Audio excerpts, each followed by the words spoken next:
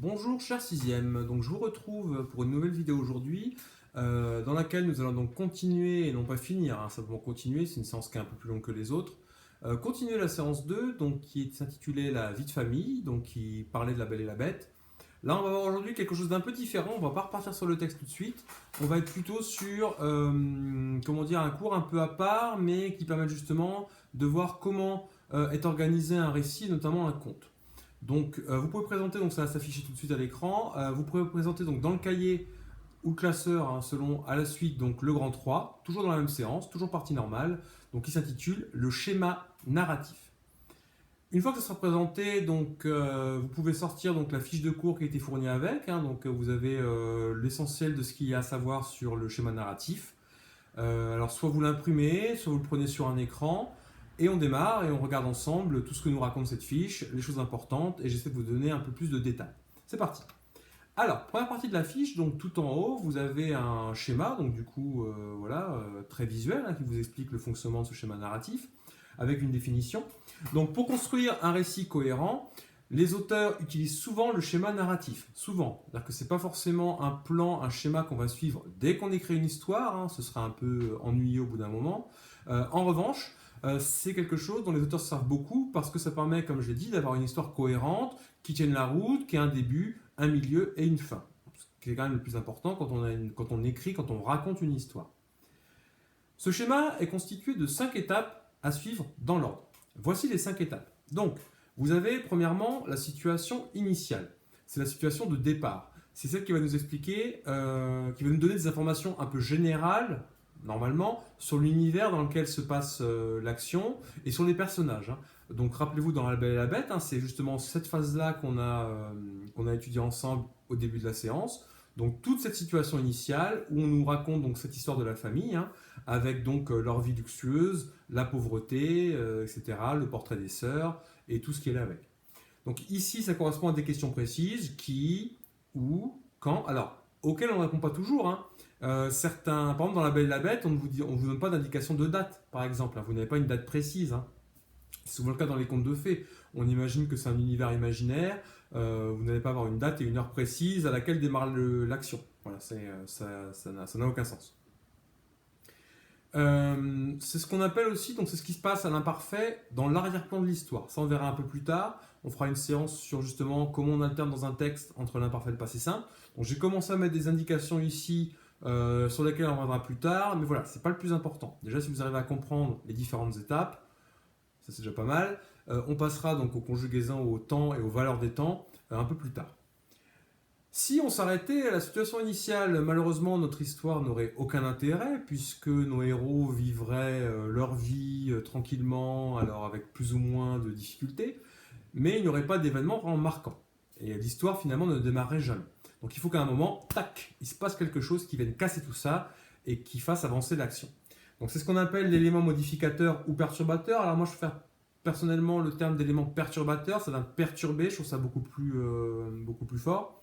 Alors c'est symbolisé sur le schéma par un orage, voilà, parce que ça va venir justement provoquer quelque chose, une sorte de coup de tonnerre. Tout à coup, bam, un jour, bam, il se passe quelque chose qui vient changer la vie des personnages.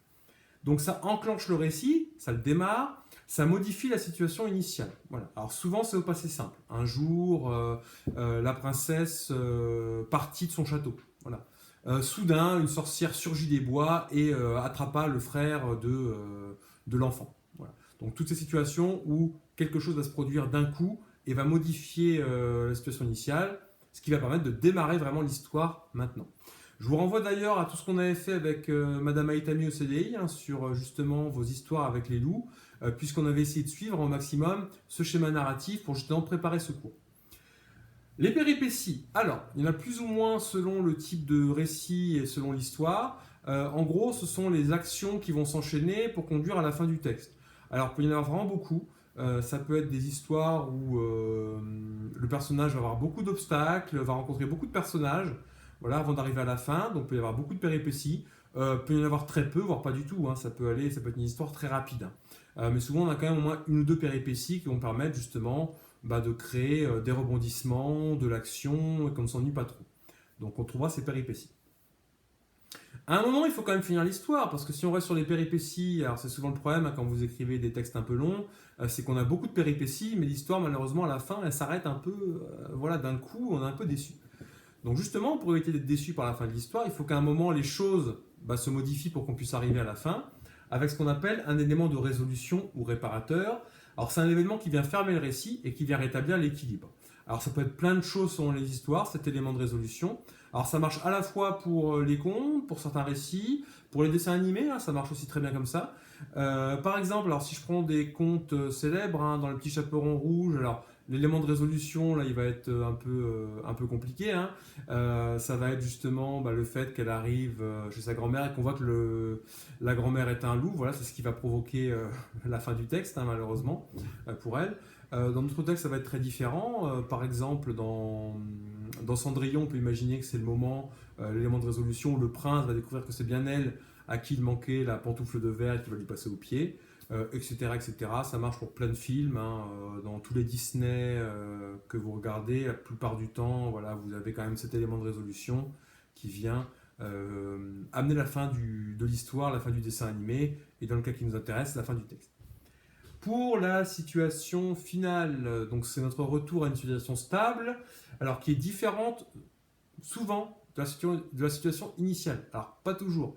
C'est-à-dire que parfois on peut revenir un peu au point de départ. C'est-à-dire que les personnages étaient heureux au début du texte, il se passe des aventures, voilà, ils reviennent à la normale et ils finissent à nouveau heureux, voilà, dans les mêmes conditions. Alors souvent il y aura quand même une amélioration des conditions. Il y a énormément de contes et d'histoires qui se terminent par le personnage qui devient roi, reine, princesse, qui se marie, etc. Donc vraiment ça dépend des histoires, mais souvent il y a quand même une amélioration de la condition du personnage. Alors pas toujours, alors si on pense par exemple, je reprends les exemples, Le Petit Chaperon Rouge, la situation finale, c'est tout l'inverse, c'est-à-dire qu'elle se fait dévorer par le loup dans la version originelle, donc la situation finale est quand même assez horrible.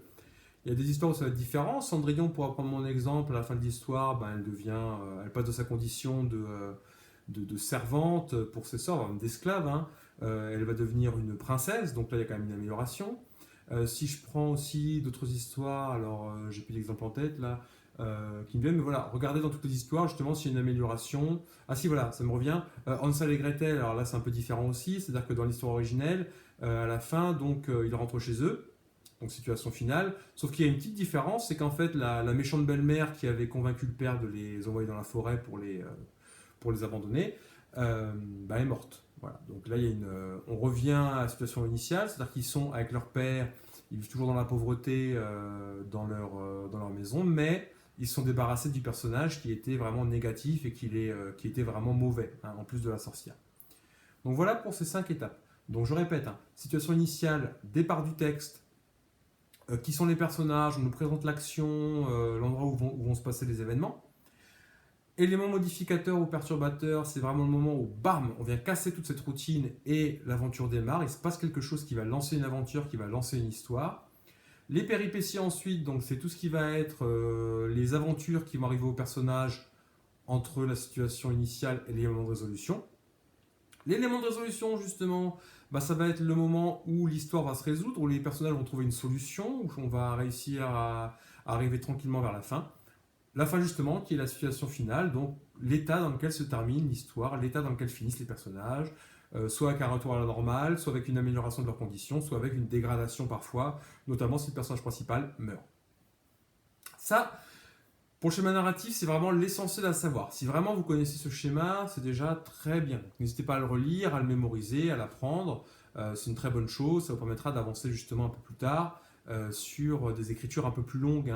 C'est une grande aide vraiment pour l'écriture, puisque ça vous permet, quand on vous demande avec une consigne d'inventer une histoire un peu plus longue que d'habitude, de savoir dans quelle direction vous allez aller et de savoir quelles vont être les différentes étapes de votre texte. Ça, c'est vraiment une grande partie du programme au collège pour l'écriture. Vraiment être capable de planifier, de créer un plan et de commencer à écrire après. Et pas de commencer à écrire d'abord et de trouver les idées au fur et à mesure. C'est vraiment de tout préparer avant. Donc le schéma narratif, justement, peut vous aider à préparer ce que vous allez raconter un peu en avance. Je m'arrête là pour l'instant, je reviens dans quelques instants pour les exercices, je vous laisse digérer un peu tout ça, relire la fiche tranquillement, et je vais passer donc avant les exercices à la suite de la fiche, d'accord? J'ai beaucoup de choses qui ont été dites, donc j'avance sur la fin de la fiche, sur donc deux choses différentes à savoir, qui sont normalement de l'ordre de la révision. Première chose, donc le narrateur, donc petit rappel, donc l'histoire est racontée par un narrateur. Alors, petite erreur, hein, vous enlevez le est, il peut être un personnage de l'histoire ou un narrateur extérieur. Attention, il ne faut pas le confondre avec l'auteur, hein, ça c'est la grosse erreur que font beaucoup d'élèves, hein, de la 6e à la 3e. Quand on leur demande qui raconte l'histoire, qui est le narrateur, ils vous donnent le nom de l'auteur. Pas du tout, c'est vraiment quelqu'un d'autre, hein. Vraiment, ça peut être un personnage de l'histoire qui nous raconte ce qu'il voit, ou ça peut être quelque chose, un personnage extérieur à l'histoire qui n'y participe pas. Voilà, donc ça on y reviendra petit à petit, simplement un petit rappel et des petites révisions pour annoncer des choses qui vont venir un peu plus tard. Concernant les personnages, alors, petit point de détail, donc on les appelle aussi des protagonistes. Ils peuvent être des humains, des êtres imaginaires, des animaux, ça dépend des histoires, donc le héros, les personnages ne sont pas forcément tous humains. Au cours du récit, donc le héros ou l'héroïne rencontre d'autres personnages. Alors, ça c'est intéressant. Donc, en plus du héros ou de l'héroïne, on va avoir des personnages qui vont être rencontrés au fur et à mesure du texte. Donc, certains vont être là pour aider le personnage. Donc, c'est ce qu'on va appeler les adjuvants. Alors, il y a plein d'exemples dans les contes, hein, notamment. Les bonnes fées, les princesses, les animaux sympathiques. Enfin, voilà. Tous ces personnages qu'on va rencontrer, qui vont être plutôt sympas, qui vont nous aider. Au contraire, d'autres vont être là pour empêcher le personnage d'arriver au bout de sa quête. Donc, ce qu'on va appeler les opposants. Tous ces loups, ces dragons, ces créatures agressives, ces sorcières, voilà, tous ces personnages qui sont là pour freiner le héros et l'empêcher d'arriver au bout de l'histoire. Voilà, donc là c'est un petit rappel simplement sur le narrateur et les personnages, et en plus un peu l'auteur, voilà, pour bien voir que ce sont trois choses différentes, à ne pas confondre. Le narrateur, celui qui raconte, les personnages, ceux qui vivent l'histoire, l'auteur, celui qui écrit l'histoire. Voilà.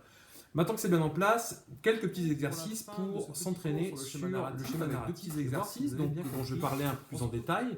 Je vais donc les présenter, je vous laisserai un peu de temps pour les faire et ensuite on se retrouvera donc pour la correction et je vous proposerai donc un petit corrigé. Alors, concernant l'exercice A, je vous lis la consigne, indique à quelle partie du schéma narratif correspond chaque extrait. Donc, c'est des extraits que j'ai pris comme ça, alors soit que j'ai inventé, soit que j'ai pris dans différentes histoires, j'ai pris des morceaux comme ça. Ils ne font pas une histoire complète, hein, attention, ils viennent d'histoires différentes, hein, donc n'essayez pas de les remettre dans l'ordre, ce n'est pas l'objectif. L'objectif, c'est simplement de me dire, selon l'extrait, est-ce que c'est un extrait qui serait plutôt une situation initiale d'une histoire? Est-ce que c'est une péripétie? Est-ce que c'est un élément perturbateur? Etc. etc.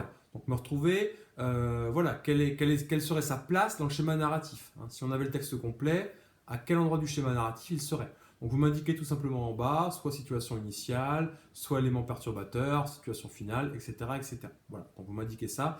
Alors il n'y a pas de piège, hein, c'est vraiment une étape du schéma narratif par phrase, hein. Je vais pas essayer de vous piéger en mettant 2 ou 3. Voilà. Pour l'exercice B, alors je vous laisserai lire ce texte, hein, qui est intéressant, le garçon qui criait au loup. Comme tous les garçons qui crient au loup alors qu'il n'y a aucune raison de le faire, il va lui arriver des bricoles, malheureusement ça va mal se finir pour lui comme vous allez le voir. Alors je vous demande ici de m'indiquer les différentes parties du schéma narratif dans cette petite histoire. Donc vous pouvez faire ça de différentes manières, soit faire des crochets par exemple, hein, à côté de la partie du texte. Donc je sais pas, vous prenez par exemple les deux premières lignes, vous faites un crochet, vous mettez à côté situation initiale par exemple, voilà, ça peut marcher. Vous pouvez faire un code couleur, pourquoi pas, moi c'est ce que j'ai choisi de faire, c'est plus simple. Donc moi j'ai mis en couleur le texte, voilà, pour bien séparer les différentes étapes sans forcément les remettre. Et voilà, peu importe la méthode que vous utilisez, essayez de me retrouver, voilà, le découpage de ce texte, hein, c'est pas évident. Si vous ne retrouvez pas tout, essayez de me faire au moins donc, la situation initiale, l'élément perturbateur et la situation finale. Ce sera déjà pas mal, hein, si vous arrivez à faire ça. Si vous arrivez à trouver en plus les péripéties et l'élément de résolution, c'est encore mieux. Voilà. Je vous laisse un peu de temps pour faire ces deux exercices. On se retrouve ensuite pour la correction. Voilà, et on voit ça sur l'écran, à l'image.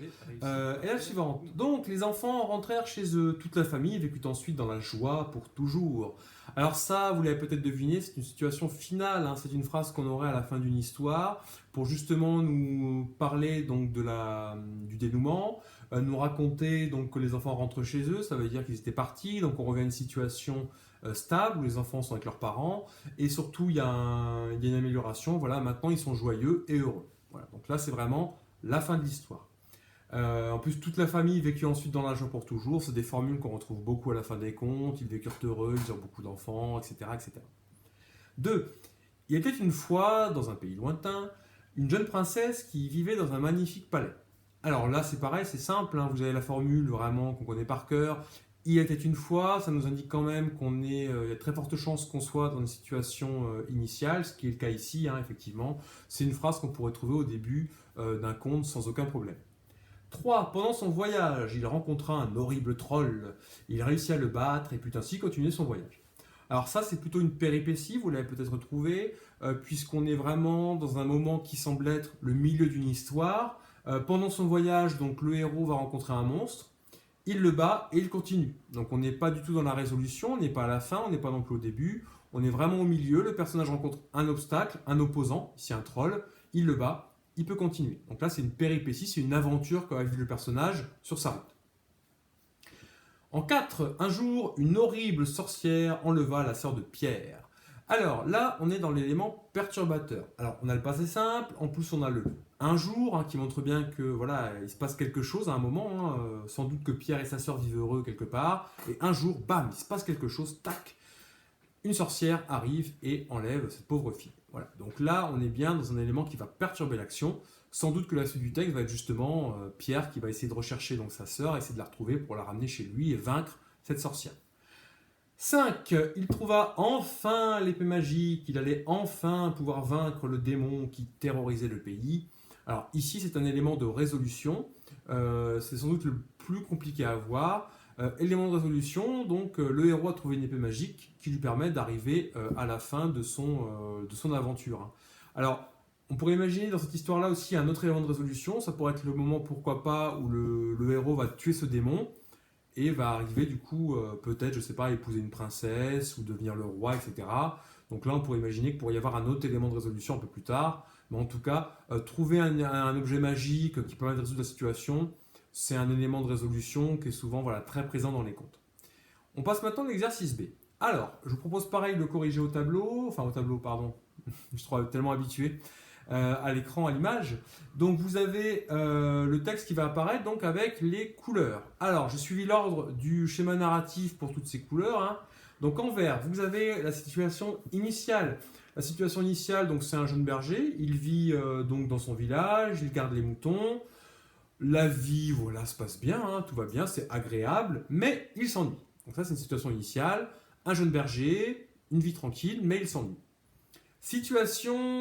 Élément perturbateur, et c'est là, voilà, c'est en rouge, hein, c'est là où on va avoir un problème. Un jour qu'il s'ennuyait particulièrement, ce berger, il grimpa sur la colline qui dominait le village et il hurla « Au loup ! Un loup dévore le troupeau !» Donc là, effectivement, on a un élément perturbateur qui va commencer l'histoire. Si on s'arrêtait à la situation initiale, le berger vivrait sa vie en s'ennuyant, il n'y aurait aucune histoire. Donc là, ça démarre l'histoire, il commence à crier au loup, et ça va entraîner des événements. Donc ça, c'est l'élément perturbateur. La partie en violet, c'est la partie des péripéties, c'est-à-dire toutes les aventures, entre guillemets, hein, parce que là, bon, c'est de l'action, c'est pas une grande aventure, donc qui va se passer pour le personnage. Donc les villageois sortent de chez eux à plusieurs reprises, lui demandent où est ce loup, ils se moquent d'eux à chaque fois qu'ils viennent le voir, quand il appelle le loup, il n'y a jamais de loup, donc au bout d'un moment, ils en ont assez. Et il décide de ne plus répondre à ses blagues et de ne plus sortir quand il crie au loup, hein. On vous le dit là, chaque fois les villageois bondissaient sur la colline pour trouver un berger qui riait comme un fou. Voilà, à chaque fois il leur fait la blague, à chaque fois ils viennent, sauf qu'au bout d'un moment ça va s'arrêter. Justement, élément de résolution, donc en bleu, enfin, un soir d'hiver, donc là on voit bien qu'on passe à un moment précis du texte, hein, justement, on passe à un moment. On va faire un zoom sur un moment du texte où justement l'action va arriver à sa fin. Est-ce qu'on ne pourrait pas faire une histoire où pendant 20 ans, ils crient au loup, ils sortent de leur maison, ils ne sont pas contents? Ce serait une histoire un peu longue et un peu ennuyeuse. Donc, un soir d'hiver, un vrai loup arrive. Donc là, c'est l'élément de résolution, ça va finir l'histoire. Un vrai loup arrive, et qu'est-ce qui se passe? Donc il va crier en disant qu'un loup dévore le troupeau, il se plaint, il hurle.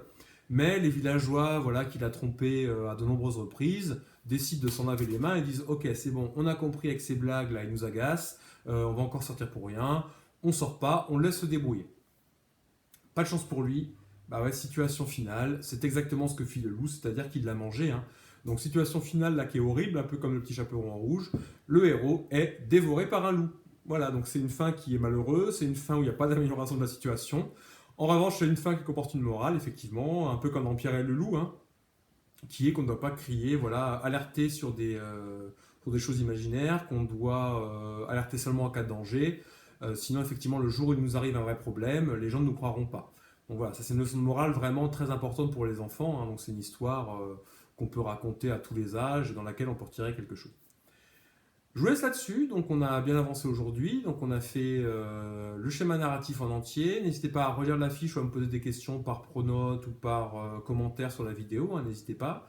Je m'efforcerai d'y répondre rapidement.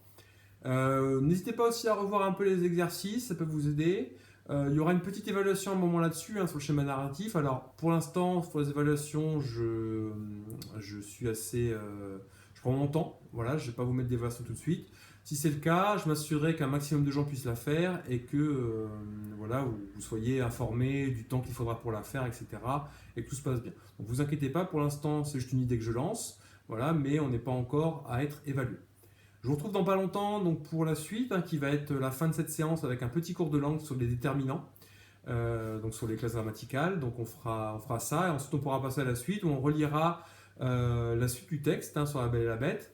Pour ceux qui ne l'ont pas encore lu, c'est une bonne occasion justement ce confinement pour lire le texte et le finir, hein. Donc si c'est pas fait, vraiment lisez-le, parce que je pars du principe vraiment que tout le monde l'a lu normalement. Donc ça permet d'avancer un peu plus vite. Voilà, je vous dis à bientôt, je vous souhaite un bon week-end si vous voyez cette vidéo donc, en ce vendredi ou demain. Si jamais vous la voyez plus tard, ben, je vous souhaite un bon début de semaine. Voilà, au revoir.